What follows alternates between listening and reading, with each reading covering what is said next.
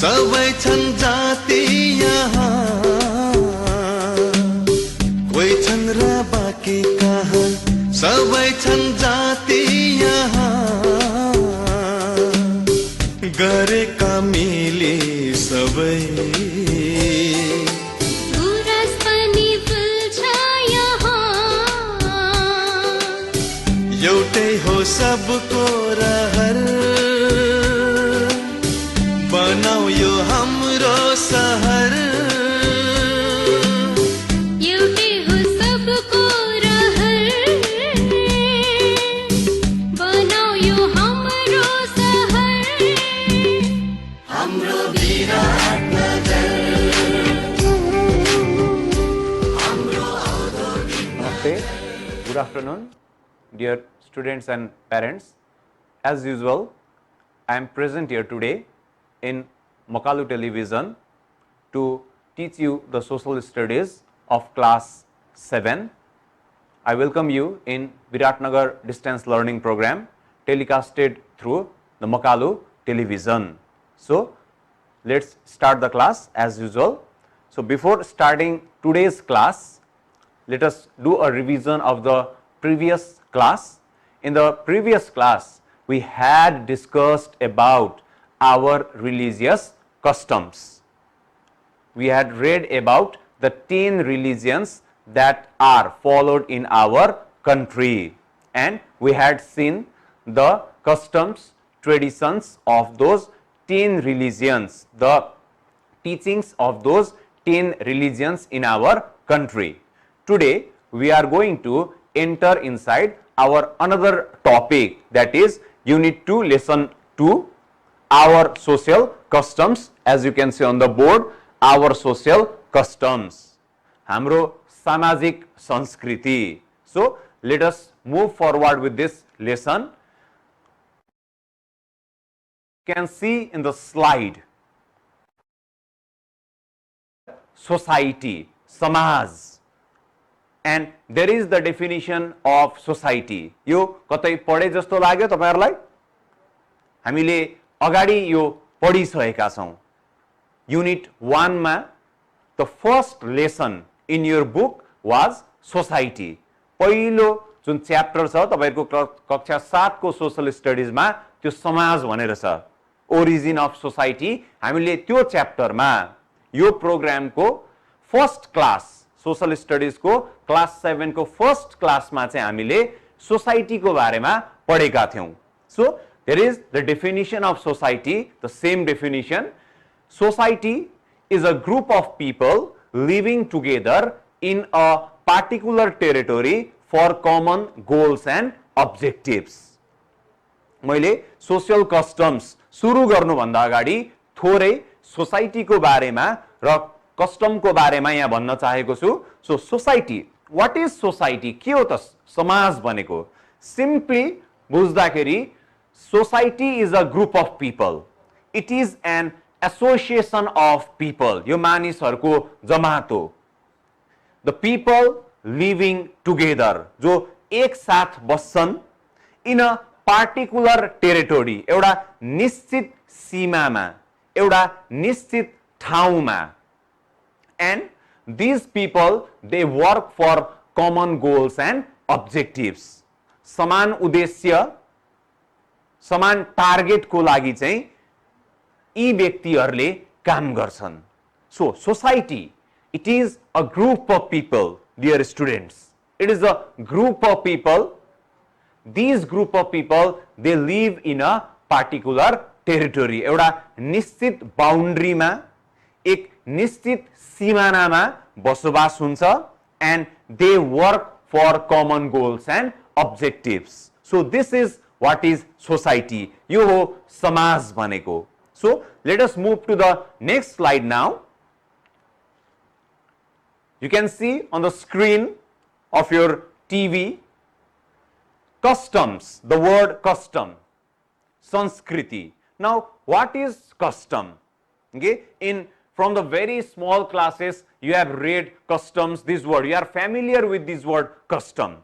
संस्कृति भनेर हामीले धेरै ठाउँ सुनेका छौं. हामी बोल्छौं भने संस्कृति हो हाम्रो, दिस इज आवर कस्टम भनेर but what is the meaning of custom? संस्कृति भनेको के हो त? So you can see the definition of custom there.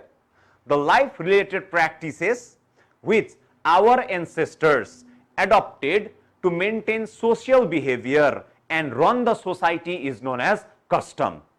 वा सिम्पली यसलाई संस्कृतिलाई डिफाइन गर्ने हो, कस्टमलाई डिफाइन गर्ने हो भने customs are those activities, those practices that our ancestors adopted in the past. हाम्रा पुर्खाहरूले चाहिँ एन्शियन्ट टाइम्सहरुमा सुरु गरेका प्र्याक्टिसेसहरु, they are known as custom. And why those practices were started, why those acts were introduced, किन सुरुवात गरियो त भन्दाखेरि in order to run the society, in order to run the social behavior.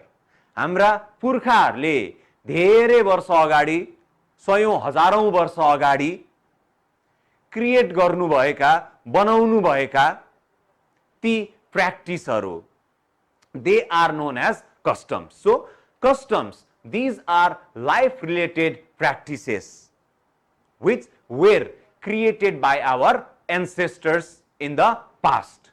And why these customs were created? These customs were created in order to run the society, for social behavior, for maintaining social behavior. So this is what is custom. त simply बुझ्दाखेरि के हो त संस्कृति भनेको? What is custom? Customs are the practices that our ancestors had created in the past. So now let us see what do we understand by social custom. So here is the definition of social custom. A social custom is an action or behavior that is considered to be acceptable within a specific group or society. अब के हो त social custom भनेको? सामाजिक संस्कृति भनेको के हो? It is an action. It is a behavior. यो व्यवहार हो. That is considered to be acceptable by the society. जसलाई चाहिँ समाजले स्वीकार्छ, एक्सेप्ट गर्छ. And this is acceptable within a specific group or society. अब यो बिहेभियर जुन छ, एउटा पार्टिकुलर, एउटा निश्चित समाजले चाहिँ त्यसलाई एक्सेप्ट गर्छ, मान्दछ. Okay? So a social custom, it is an action, it is behavior, and this behavior is considered to be acceptable within a specific group or society. एउटा समाजले, एउटा ग्रुपले मान्ने, स्वीकार गर्ने एक्सन्सहरु, व्यवहारहरुलाई चाहिँ सोशल कस्टम भनिन्छ. नाउ त्यहाँ एउटा वर्ड छ, within a specific group or society. अब स्पेसिफिक ग्रुप अर सोसाइटी भन्नाले के बुझिन्छ भन्दाखेरि social customs may differ from one society to another society. यी सामाजिक संस्कृतिहरू एक समाजदेखि अर्को समाज, एक समूहदेखि अर्को समूह फरक पर्न सक्छ. The social custom that is acceptable in one society may not be acceptable in another society. एउटा सामाजिक संस्कृति जुन एउटा समाजमा स्वीकार्य हुन्छ, एक्सेप्टेबल हुन्छ, त्यो चाहिँ अर्को समाजमा, अर्को सोसाइटीमा स्वीकार्य नहुन सक्छ. That may not be acceptable in other society. So it is written over there within a specific group or society. So what is social custom? It is an action, यो व्यवहार हो, that is considered to be acceptable, जुन चाहिँ एउटा समाजले स्वीकार्छ र त्यो समाज एउटा निश्चित समाज हुन्छ. Social customs may vary from one society to another society it may differ from one society to another society. The social custom which is accepted by one society may not be accepted by another society. Okay, so this is what is social custom. यो हो सामाजिक संस्कृति भनेको. So we have discussed about what is society. हामीले समाज के हो भनेर पढ्यौं. त्यस्तै आएर हामीले social customs को बारेमा पढ्यौं र what is customs भनेर पनि पढ्यौं. Okay, so let us move to the next slide now.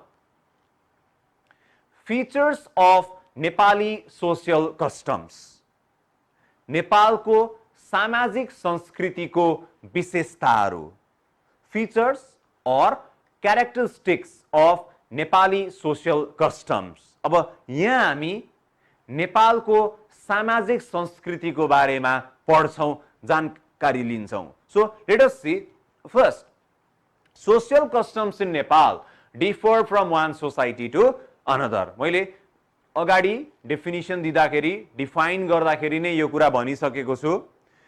Social customs may differ from, will differ from one society to another society. एउटा समाजदेखि अर्को समाज social customs-हरु फरक पर्न सक्छ.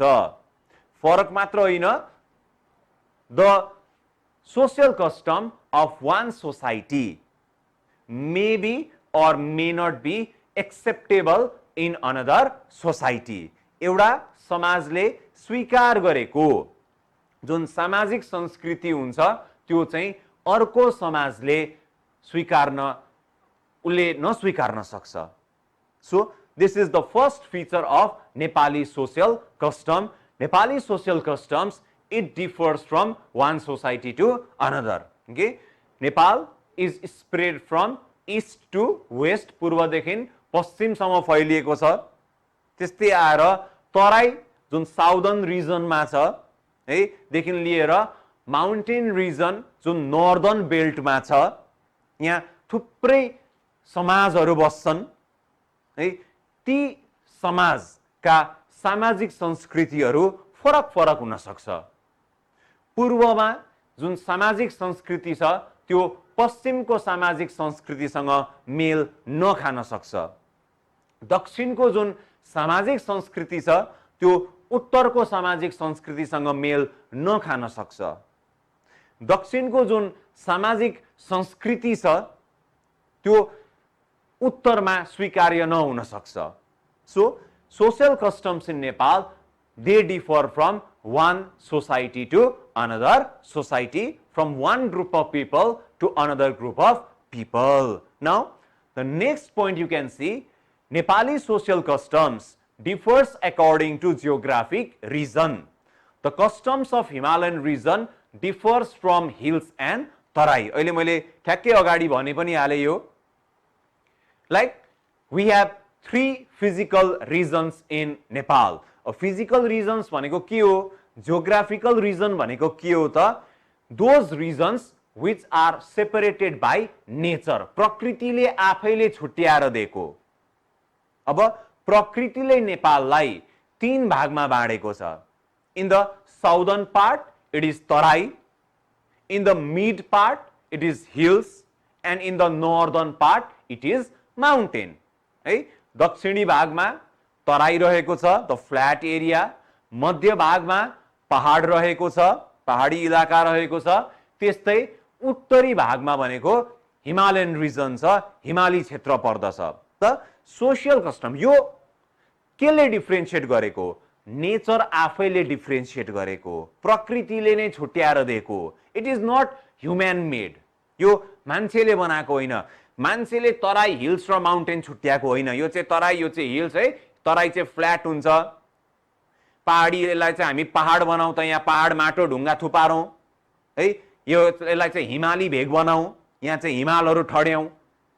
No, nature itself has created this. So this is what is physical region or geographical region. So here the social customs in Nepal, they differ according to geographical region, physical region or natural region. The customs of Himalayan region will or may differ from hills and Tarai. Similarly, the social customs of Tarai and hills will also differ from the mountain region. Okay, so this is what is next feature of Nepali social customs.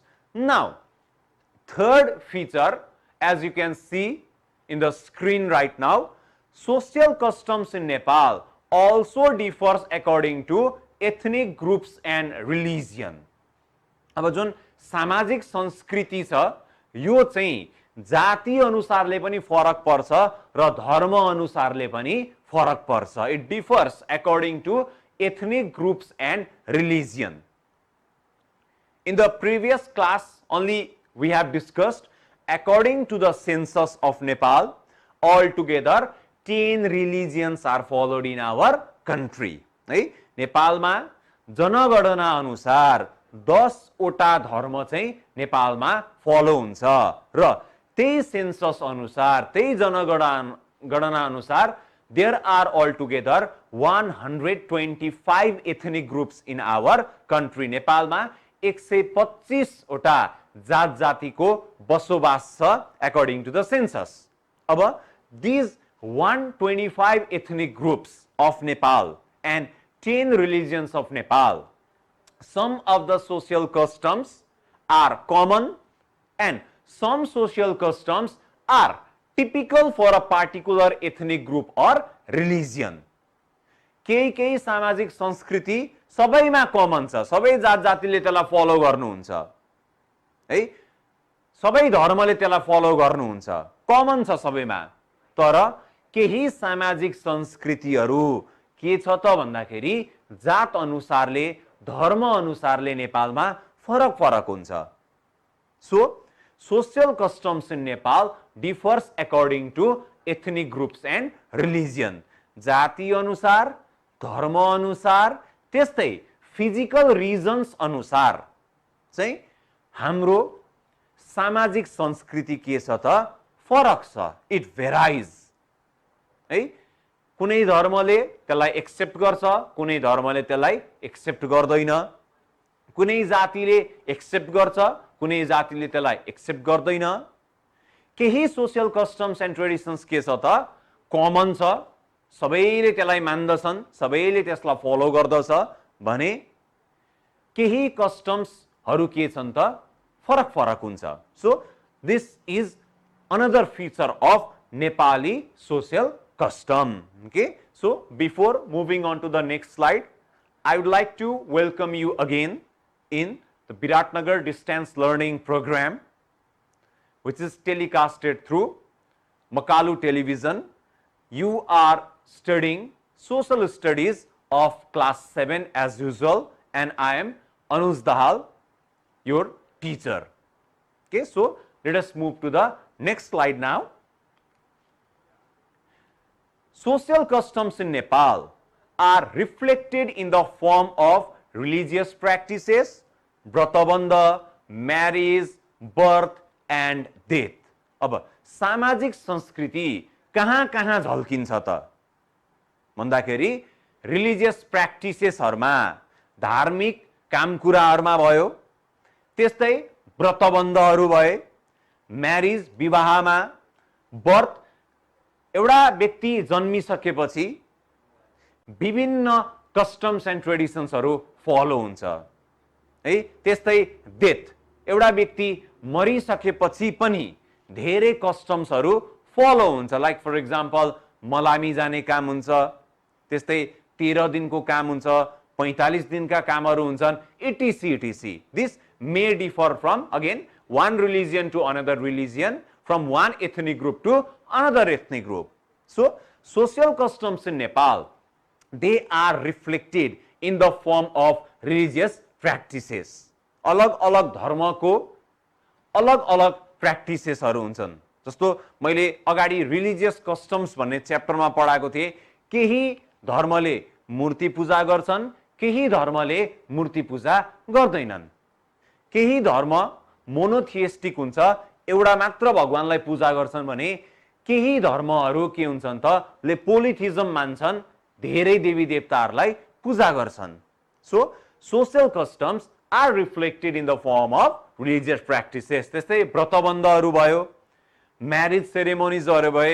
अब marriage सेरेमोनिजहरू पनि एउटा जातदेखि अर्को जात, एउटा धर्मदेखि अर्को धर्म, एउटा समाजदेखि अर्को समाज फरक पर्दछ. त्यस्तै बर्थ सेरेमोनिजहरू भए है, मानिस जन्मिसकेपछि धेरै कुरा हुन्छ, न्वारणका कुरा आए, पास्नीहरू भयो है, यी भए. त्यस्तै डेथ प्र्याक्टिसेसहरू भए. So social customs are reflected in this form.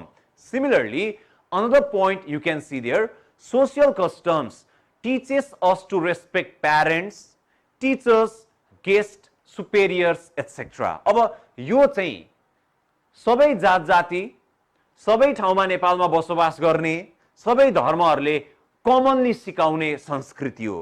सबै सोशल कस्टम्सहरूले हामीलाई हाम्रा अभिभावक, प्यारेन्ट्स, आमा बुवा, त्यस्तै हाम्रा टिचर्स, गुरुवर्ग, गेस्ट, अतिथिहरू भए, त्यस्तै सुपेरियर, हामीभन्दा विशिष्ट व्यक्तिहरूको सम्मान गर्न सिकाउँछ. यो सबै ठाउँमा बसोबास गर्ने मानिसहरूले सिक्ने कुरा हो. सबै जात जाति, सबै धर्म, सबै ठाउँमा बसोबास गर्नेहरूको कमन कस्टम हो. We respect our parents, we respect our teachers, we respect guests and superiors. Similarly, another point over here you can see, social custom teaches us that we can live a pious life by constructing water taps, well, party and pawa, चौतारीज for passers by. अब यो चाहिँ नेपालमा प्रचलित social custom हो र प्राय जसो सबै ठाउँमा बस्ने मानिसहरूले, सबै जातिहरूले, सबै प्राय धर्महरूले मान्ने कुरा हो. नेपालको सामाजिक संस्कृतिले हामीलाई के सिकाउँछ? What do they teach us, dear students? They teach us to live a pious life. We can live a pious life. Pious life भनेको पुण्य. हामी कसरी पुण्य कमाउँछौँ त? के सिकाउँछ हाम्रो संस्कृतिले?